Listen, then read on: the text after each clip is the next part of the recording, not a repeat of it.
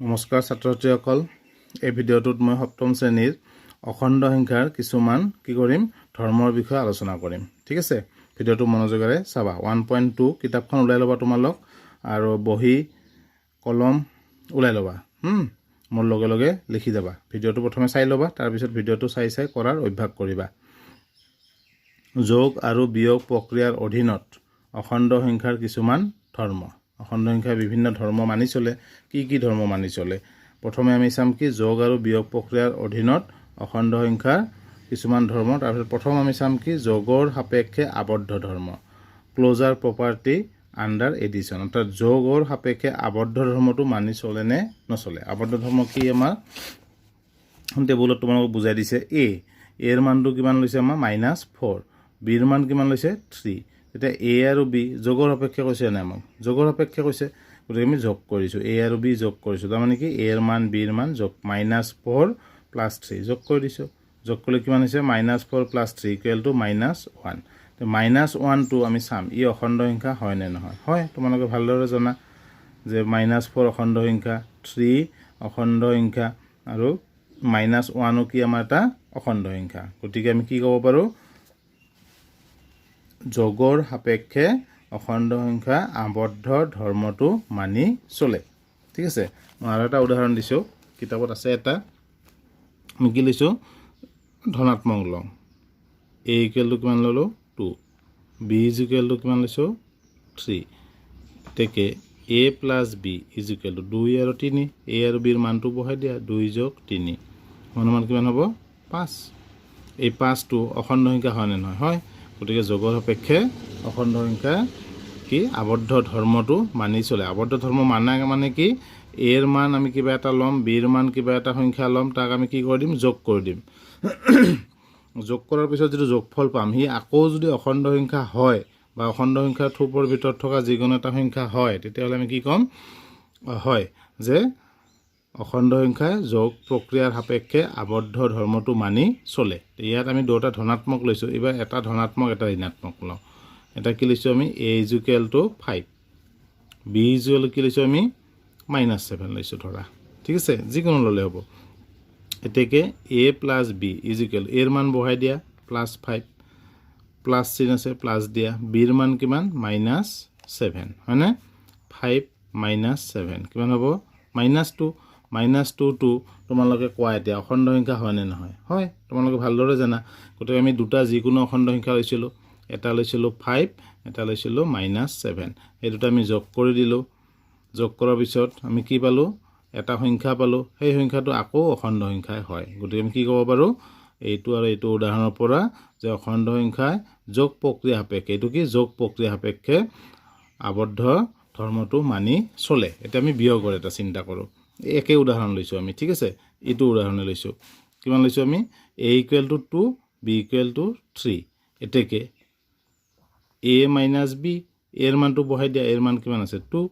minus চিন আছে minus b এর মান কিমান আছে 3 বহাই দিয়া =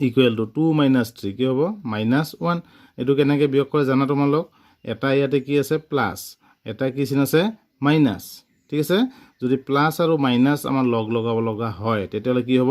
সদায় ডাঙৰটোৰ পৰা সৰুটো বিয়োগ হ'ব অৰ্থাৎ 3 ৰ পৰা 2 আমি কি কৰিম মাইনাস কৰিম 3 ৰ পৰা 2 গলে কিমান হ'ব 1 হ'ব উত্তৰ এটা প্ৰশ্ন আহিল চিহ্নটো কি হ'ব হয়নে চিহ্নটো কি হ'ব 2 আৰু 3 কোনটো ডাঙৰ 3 টো ডাঙৰ 3 টো কি আমাৰ ডাঙৰ আগত কি চিহ্ন আছে মাইনাস -2 এৰ উত্তৰ আহি বহিব ঠিক আছে জানা তোমালোক এটো তথাপি মই এবাৰ কৈ দিছো a - b = 2 - 3 2 - 3 কেনেকৈ কৰিব লাগিব সৰুৰ পৰা ডাঙৰ আমি বিয়োগ কৰিব নোৱাৰো আমি ডাঙৰৰ পৰা সৰু বিয়োগ কৰিম 3 - 2 = 1 উত্তৰটো ইয়াত লিখি দিম ডাঙৰটোৰ আগত কি চিন আছে মাইনাস গতিকে -1 এতিয়া তোমালোকে কোৱা -1 টো অখণ্ড সংখ্যা হয় নে নহয় হয় গতিকে আমি বিয়োগ প্ৰক্ৰিয়াৰ অধীনত অখণ্ড সংখ্যাই কি কৰে আবদ্ধ ধৰ্মটো বা বিধিটো মানি চলে ক্লিয়াৰ হৈছে বিয়োগৰ এটা উদাহৰণ দিয়া আছে কিতাপত তোমালোকে চাই লবা ভিডিওটো চোৱাৰ পিছত এবাৰ কি দিছে আমাক এটা টেবুল বনাই দিছে তালিকা বনাই এৰ মান কিমান ধৰিছে এটো মান তাৰমানে এৰ মান -3 ধৰিছে তোমালোকে তালিকাখন পূৰ কৰিবা তেনেকৈ 1 2 3 টা আছে নহয় এইবিলাক পূৰ কৰিবা বহি তেনেকৈ ইয়াতে নকৰিবা কিতাপত নকৰিবা বহীত ধুনীয়াকৈ এনেকুৱা এখন টেবুল বনাই ল'বা এটা কৰি দিয়া আছে না এইটো তুলি ল'বা তাৰপিছত তোমালোকে নিজে নিজে মান ল'বা কি লৈছে এৰ মান -3 বিৰ মান 2 a - b গতিকে a আৰু b ৰ মানটো বহাই দিছে a ৰ তলত -3 b ৰ তলত -2 বহাই দিছে ঠিক আছে b ৰ তলত 2 মাইনাছ চিন আছে মাইনাছ -3 -2 কি হয় -5 এইটো জানা তোমালোকে -3 -2 অৰ্থাৎ দুয়োটাই কি আছে মাইনাছ এখন দোকানত তোমাৰ 3 টকা দিব লগা আছে আৰু এখন দোকানত 2 টকা দিব লগা আছে তোমাৰ কেই টকা দিব লগা আছে তেতিয়াহ'লে কি কৰিবা তুমি দুয়োখন দোকানত যিমান বাকী আছে সেইটো যোগ কৰিবা 3 টকা 2 টকা কিমান 5 টকা বাকী আছে নে জমা আছে বাকী ধাৰ আছে দিব লগা গতিকে মাইনাছ চিন ঠিক আছে বা এনেকৈ ভাবিব পাৰা যে মাইনাছ দুটা যদি মাইনাছ চিন হয় সংখ্যা দুটা কি হ'ব প্লাছ হ'ব আৰু বিয়োগ চিনটো আগত গুচি যাব দুটা যদি প্লাছ চিন হয় তথাপি সংখ্যা দুটা প্লাছ হ'ব আৰু আগত কি চিন দিব লাগিব প্লাছ চিন এইটো তোমালোক জানা তথাপি মই মনত পেলাই দিছোঁ এই যে তিনিটা ঘৰ আছে তোমালোকে বহি তিনিটা বুলি কথা নাই পাঁচটা মান এনেকুৱা সৰু সৰু সংখ্যা উদাহৰণ সৰু সৰু ল'বা 2 3 5 6 7 তাৰে ভিতৰতে থাকিবা ঠিক আছে এইবিলাক সংখ্যা লৈ পেলাই বিভিন্ন সংখ্যা লৈ তালিকাখন পূৰ কৰাৰ কাৰণে অভ্যাস কৰা তেতিয়া নিজে নিজে বুজি পাবা গণিতবোৰ ঠিক আছে এতিয়া আমাৰ ইয়াতে টকা দিয়া আছে ওপৰৰ ধৰ্ম দুটা পূৰ্ণ সংখ্যাৰ ক্ষেত্ৰত পৰীক্ষা কৰি চোৱা তোমাৰ এই পৰ্যবেক্ষণ শিক্ষকৰ লগত আলোচনা কৰা তোমালোকে পূৰ্ণ সংখ্যাৰ ক্ষেত্ৰত কৰি মোক হোৱাটছআপত পঠাই দিবা সত্য হয় নে নহয় মই তেতিয়া গম পাম তোমালোকে লিখি দিবা কি লিখি দিবা যে বিয়োগৰ সাপেক্ষে পূৰ্ণ সংখ্যাই আবদ্ধ ধৰ্মটো মানি চলে বা মানি নচলে ঠিক আছে নিজে নিজে কৰাৰ চেষ্টা কৰিবা এটা মই বুজাই দিছোঁ একে পূৰ্ণ সংখ্যাৰ ক্ষেত্ৰত যদি মই লওঁ পূৰ্ণ সংখ্যা ল'লে তাতে আমাৰ কি আছে যিকোনো সংখ্যা আমি ল'ব নোৱাৰোঁ এইটো ল'লে আমাৰ পূৰ্ণ সংখ্যা হ'ব নেকি নহয় গতিকে আমি কি ল'ব লাগিব ল'ব পাৰিম 0 1 2 3 এনেকৈ এইবোৰৰ ভিতৰত ল'ব লাগিব এতিয়া যিহেতু আমাৰ কি বুলি কৈছে পূৰ্ণ সংখ্যা আমি যদি -2 -3 লওঁ কিন্তু গণিতটো আমাৰ ভুল হৈ যাব পূৰ্ণ সংখ্যা বুলি কৈছে গতিকে 0 1 2 3 এইবিলাক ল'ম ধৰা 2 লৈছোঁ এটা আৰু এটা কি লৈছোঁ 3 2 + 3 কিমান হ'ল 5 5টোৱে পূৰ্ণ সংখ্যা হয় নে নহয় হয় গতিকে যোগৰ সাপেক্ষে শুদ্ধ পূৰ্ণ সংখ্যা আবদ্ধ বিধি মানি চলে বিয়োগৰ ক্ষেত্ৰত এটা লৈছোঁ আমি 2 আৰু এটা সংখ্যা লৈছোঁ 3 মাইনাছ কৰিছোঁ 2 - 3 কিমান হ'ব -1 -1 ইয়াত আছে নেকি চোৱা নাই হয়নে তোমালোক ভালদৰে জানা -1টো পূৰ্ণ সংখ্যা নহয় গতিকে আমি কি ক'ম পূৰ্ণ সংখ্যাই বিয়োগৰ অধীনত বা বিয়োগৰ সাপেক্ষে আবদ্ধ বিধিটো বা আবদ্ধ ধৰ্মটো মানি নচলে ক্লিয়াৰ হৈছে তেনেকৈ তোমালোকে বেলেগ বেলেগ উদাহৰণ ল'বা উদাহৰণ লৈ কৰিবা কৰি মোলৈ পঠাই দিবা হোৱাটছআপত মোৰ নিজৰ হোৱাটছআপত পঠাই দিবা গ্ৰুপত নিদিবা ঠিক আছে গ্ৰুপত দিলে গ্ৰুপটো আমাৰ ভৰ্তি হৈ যাব নহয় অকলে যদি গ্ৰুপত দিয়ে মোৰ মোবাইলত পঠাই দিবা এতিয়া আমি 1.2.3 ক্ৰম বিনিময় বিধি কমিউটেটিভ প্ৰপাৰ্টি ইংলিছটো মনত ৰাখিবা ঠিক আছে এইটো ক্লজাৰ প্ৰপাৰ্টি এইটো কি কমিউটেটিভ প্ৰপাৰ্টি ক্ৰম বিনিময় বিধি কিহৰ সাপেক্ষে যোগৰ সাপেক্ষে হ'ব বিয়োগৰ সাপেক্ষে পূৰণৰ সাপেক্ষে হৰণৰ সাপেক্ষে অখণ্ড সংখ্যা মানি চলে নে নচলে আমি আলোচনা কৰিম মই এটা বা দুটা উদাহৰণ দিম তোমালোকে ঘৰত আকৌ 2-3টা নিজে নিজে সৰু সৰু সংখ্যা লৈ উদাহৰণ দি কৰি চাবা ঠিক আছে ক্ৰম বিনিময় বিধি কিহৰ ক্ষেত্ৰত আমাৰ যোগৰ ক্ষেত্ৰত চাওঁ মানি চলে নে নচলে কি কৰিম আমি উদাহৰণ লওঁ ক্ৰম বিনিময় বিধিটো প্ৰথমে বুজি লওঁ তাৰমানে কি হ'ব a আৰু b যদি থাকে a + b সেইটোক আমি a ৰ লগত b যোগ কৰিম ওলোটাকে b ৰ লগত a যোগ কৰিম যদি হয় তেতিয়াহ'লে এই বিধিটোক আমি কি ক'ম যোগৰ সাপেক্ষে যোগৰ ক্ৰম বিনিময় বিধি ঠিক আছে যোগৰ সাপেক্ষে এইটো কি ক্ৰম বিনিময় বিধি আমি যোগ এবাৰ কি লিখিব লাগিব বিয়োগ গতিকে আমি এনেকৈও দিব পাৰোঁ a এটা ষ্টাৰ তৰা আঁকাই দিলোঁ তাৰপিছত b = b * a এনেকৈ এটা সূচাব পাৰোঁ এইটো কি বিধি ক্ৰম বিনিময় ষ্টাৰ মানে কি আমাৰ যোগ হ'ব পাৰে বিয়োগ হ'ব পাৰে পূৰণ হ'ব পাৰে হৰণ হ'ব পাৰে অৰ্থাৎ যোগৰ সাপেক্ষে মানি চলে নে নচলে আমি চাব লাগিব বিয়োগৰ সাপেক্ষে আমি চাব লাগিব পূৰণৰ সাপেক্ষে চাব লাগিব হৰণৰ সাপেক্ষে আমি চাব লাগিব তাৰপিছত যোগত মানিব পাৰে হৰণত নামানিব পাৰে সদায় যে মানিব কথা নাই আৰু কোনটো সংখ্যাৰ থোপে কোনটো ধৰ্ম মানি চলে কোনটো ধৰ্ম মানি নচলে সেইবিলাক তোমালোকে নিজে নিজে মনত ৰাখিব লাগিব আমাৰ পোনে পোনে অহা যোগৰ সাপেক্ষে আমি কি কৰোঁ পৰীক্ষা এটা কৰি চাওঁ a = কি ল'লোঁ আমি 2 b = কি লৈছোঁ আমি 3 মই মাইনাছত অহা নাই তোমালোকক খেলি মেলি লাগিব পাৰে সেইকাৰণে ধনাত্মকতে ৰাখিছোঁ তোমালোকে পিছত ঋণাত্মক সংখ্যা লৈ চাবা এইটো বুজাৰ পিছত তেতিয়াহ'লে কি হ'ব a + b = কি হ'ব 2 + 3 = 5 পালোঁ হয়নে আকৌ এইবাৰ কি কৰিব লাগিব b + a কৰি চাওঁ b + a = কি হ'ব 3 + 2 = 5 একে হ'লনে a + b ৰ মান কিমান পালো 5 b + a ৰ মান কি পালো 5 ইটো 5 ইটো 5 একে অৰ্থাৎ উত্তৰটো আমাৰ এটাই ওলাইছে গতিকে আমি কি ক'ব পাৰো a + b = b + a এতেকে a + b = b + a অৰ্থাৎ যোগ প্ৰক্ৰিয়া সাপেক্ষে অখণ্ড সংখ্যাবোৰে ক্ৰম বিনিময় বিধি মানি চলে ঠিক আছে তোমালোকে a আৰু b ৰ মান -2 -3 লৈ চাব পাৰা ঠিক আছে ঘৰত এইটো কৰি চাবা দে এতিয়া আমি কি কৰিম বিয়োগৰ সাপেক্ষে তোমালোকক কৰিব দিছে তোমালোক কৰি চাবা তথাপি মই কৈ দিছোঁ এইটো কি আছে ক্ৰম বিনিময় বিধি আমাৰ যোগৰ সাপেক্ষে আছে নাই এইবিলাক পঢ়িবা এটা শব্দ বাদ নিদিবা দেই a আৰু b ৰ ঠাইত কি বেলেগ সাল সলনি কৰি অৰ্থাৎ স্থান দুটা সাল সলনি হ'ব a ৰ জাগাত b আহিব b ৰ জাগাত a আহিব স্থান সাল সলনি কৰা এই পদ্ধতিটো আমি কি বুলি ক'ম ক্ৰম বিনিময় বিধি এইটো যোগৰ সাপেক্ষে কৰিলো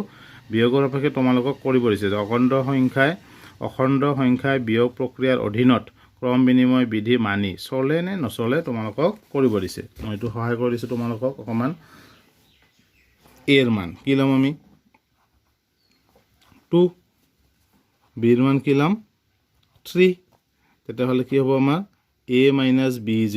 b - a হ'ব লাগিব যদি হয় তেতিয়া মানি চলা বুলি ক'ম যদি নহয় নট ইকুৱেল হয় তেতিয়াহ'লে মানি নচলে বুলি ক'ম তে a ৰ মান 2 লৈছো এতেকে a - b = কি হ'ব আমাৰ 2 - 3 = -1 পালো অৰ্থাৎ a - b ৰ ভ্যালুটো মানটো আমি কিমান পালো -1 আকৌ উল্টাকে অৰ্থাৎ b আহিব a ৰ জাগাত a যাব b ৰ জাগাত b - a কিমান হয় চোৱা b ৰ মান কিমান আছে 3 -2 = 1 কিন্তু এইটো +1 এইটো হ'ল আমাৰ -1 তোমালোকে কোৱা +1 আৰু -1 ইকুৱেল হয় নেকি নহয় ঠিক আছে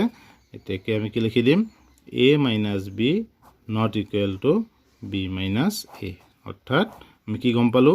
বিয়োগ প্ৰক্ৰিয়া সাপেক্ষে অখণ্ড সংখ্যায় ক্ৰম বিনিময় বিধি মানি নচলে এটা পূৰণৰ ক্ষেত্ৰত মই এটা দিম 2 আৰু 3 বহুত দিলো না এটা বেলেগ লওঁ দিয়া 3 আৰু 4 লওঁ না কি কোৱা a = কি 3 ললো b = কিমান ললো 4 এটা চাওঁ পূৰণৰ সাপেক্ষে তাৰ মানে এনেকুৱা হ'ব লাগিব a * b b * a এইটো হ'ব লাগিব এইটো ইকুৱেল হ'ব লাগিব যদি ইকুৱেল হয় ইকুৱেল লিখিম নহলে আমি কাটি দিম ঠিক আছে a * b একেবাৰে সহজ তোমালোকে a আৰু b ৰ মান বহাই দিয়া 3 পূৰণ 4 কিমান হ'ব 12 আকৌ এবাৰ উল্টাকে a যাব b ৰ জাগাত b আহিব a ৰ জাগাত এনেকুৱা b পূৰণ a = কিমান হ'ব 4 পূৰণ 3 = 12 অৰ্থাৎ 3 আৰু 4 পূৰণ কৰিলেও যিমান হয় 4 আৰু 3 পূৰণ কৰিলে একেই হয় অৰ্থাৎ আমি কি ক'ব পাৰিম এতেকে a * b = b * a এইটো হ'ল ক্ৰম বিনিময় বিধি এটা ভাল উদাহৰণ আছে কি কোৱাচোন তোমালোকে গাড়ীত কেতিয়াবা মা বা দেউতাৰ লগত যোৱা নে গাড়ীত সিটত বহি পেলাই ফুৰিব যোৱা হয় না গাড়ীৰে গ'লে গাড়ী সিটতো বহিবা ক'ত বহিবা আৰু হয় না কি কৰা অলপ দূৰ যোৱাৰ পিছত খিৰিকীৰ ওচৰত বহিব ইচ্ছা যায় হয় না নহয় তেতিয়া তুমি কি কোৱা তুমি ধৰা এইটো মা হয় না তেতিয়া মাক কি কোৱা যে মা তুমি ইয়াতে আহা মই ইয়াতে যাওঁ হৈ গ'ল মা আছিলে কি হ'ল পিছত দ্বিতীয়ত এইটো 1 নম্বৰ এইটো 2 নম্বৰ তেতিয়াহ'লে 2 নম্বৰটো ক'ত আহি গ'ল 1 নম্বৰ আহি গ'ল 1 নম্বৰটো ক'ত গ'ল 2 নম্বৰ অৰ্থাৎ খিৰিকীৰ কাষত ই আছিলে ই ক'ত গ'ল ইপিনে গ'ল আৰু ই ইপিনে আহিল অৰ্থাৎ ইকুৱেলৰ ওচৰত a * b b * a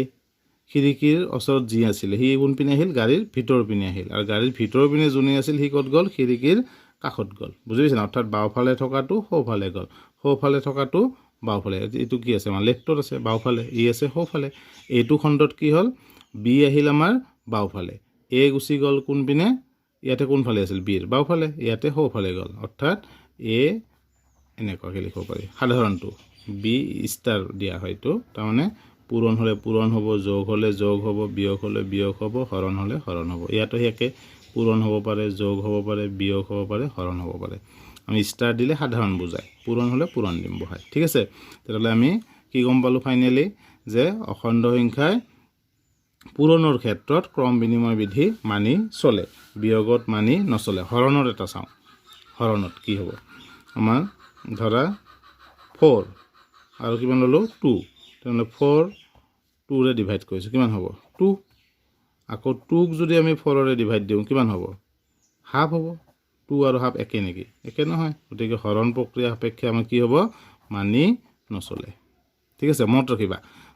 মানে কি বুজি বুজিহে মনত ৰাখিবা যে মই ক'লোঁ সেইটো মনত ৰাখিলা যে যোগত মানে বিয়োগত নামানে পূৰণত মানে নামানে এনেকৈ নহয় এনেকৈ তোমালোকে এনেকুৱাকৈ সৰু সৰু উদাহৰণ ল'বা উদাহৰণ লৈ নিজে নিজে কৰাৰ চেষ্টা কৰিবা নিজে নিজে কৰিলে বহুদিনলৈ মনত থাকিব হয়নে এইটো আমাৰ ক্ৰম বিনিময় বিধি ঠিক আছে হ'ব ইয়াতে ভিডিঅ'টো মই সমাপ্ত কৰিছোঁ দীঘল হৈছে আৰু এটা আমাৰ আছে কি এতিয়া সহযোগ বিধি আৰু যোগৰ একক বিধি এই দুটা মই বেলেগ এটা ভিডিঅ'ত দিয়াৰ চেষ্টা কৰি আছোঁ ঠিক আছে নমস্কাৰ